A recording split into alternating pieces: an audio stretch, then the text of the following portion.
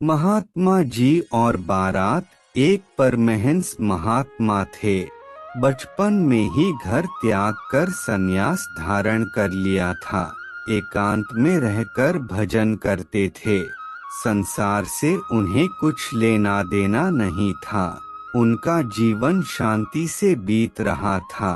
महात्मा के त्याग और तपस्या की चर्चा दूर दूर तक फैली थी। एक दिन वह तीर्थ यात्रा पर निकले।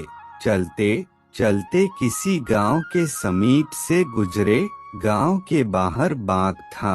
महात्मा वहां आए तो वहां भी भीड़ भाड़ थी। बाजे बज रहे थे, घोड़े रथ सजे खड़े थे, खाना पीना चल रहा था। यह देखकर महात्मा जी को कौतूहल हुआ। उन्होंने एक आदमी से पूछा, यह भीड़ भाड़ कैसी है, क्या हो रहा है?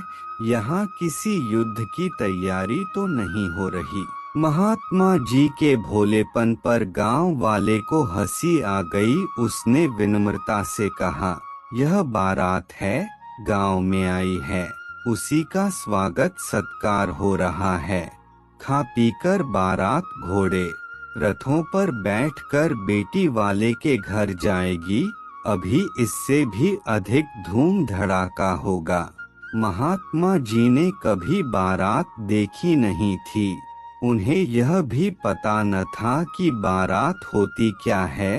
अपनी जिज्ञासा शांत करने के लिए उन्होंने पूछ ही लिया, भैया यह बारात क्या होती है महाराज?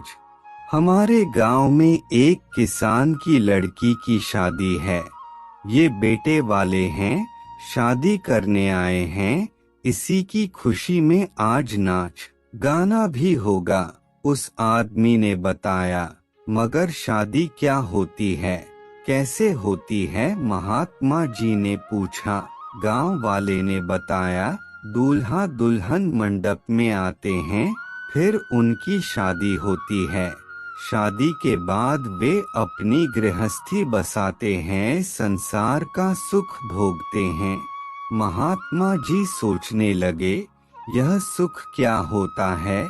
मुझे भी शादी करके संसार का सुख भोगना चाहिए। चलो पहले बारात के साथ रहकर शादी कैसे होती है यह देखा जाए। बस महात्मा जी बारात के साथ चल पड़े। गांव वालों ने महात्मा जी का भी बारात के साथ स्वागत किया।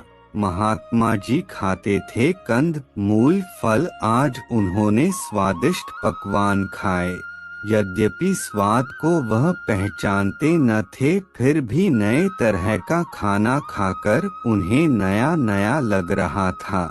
इसके बाद महात्मा जी ने बाजे सुने, महिलाओं द्वारा गाए जाने वाले गीतों को सुना। रात को विवाह मंडप में जाकर शादी होती भी देखी।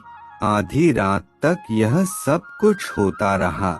उसके बाद बाराती सो गए। महात्मा जी भी एक कै के चबूतरे पर आकर लेट गए। आज उन्होंने भजन पूजन भी नहीं किया। पेट भरा था, लेटते ही नींद आ गई। दिन भर जो देखा था वह अचेतन मन में था।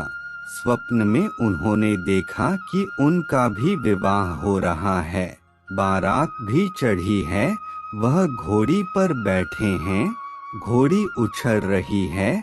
उन्हें डर लगा, बस जरा करवट ली और धड़ाम से कुएं में जा गिरे। महात्मा जी कुएं में गिरे तो जोर से आवाज हुई। कुछ बाराती जाग रहे थे।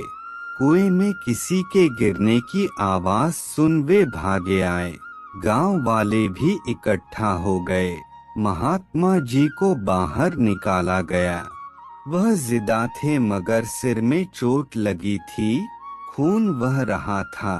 गांव वालों ने वैद्य को बुलवाया, उपचार हुआ। कुछ देर में उन्हें होश आ गया। गांव वालों ने पूछा, महात्मा जी आप गिर कैसे गए? महात्मा जी ने कान पकड़कर कहा, हुआ क्या? मैंने विवाह देखा, उसी का यह परिणाम मिला। जब संसार के सुखों को देखने मात्र से यह दुर्दशा हुई, तो न जाने उन सुखों को भोगने वालों की क्या दुर्दशा होती होगी। मैं तो आपकी सहायता से कुएं से बाहर भी निकल आया, किंतु जो इस संसार के भोगों को ही सब कुछ समझते हैं, वे शायद ही मोह के अंधकूप से कभी बाहर निकल सकें।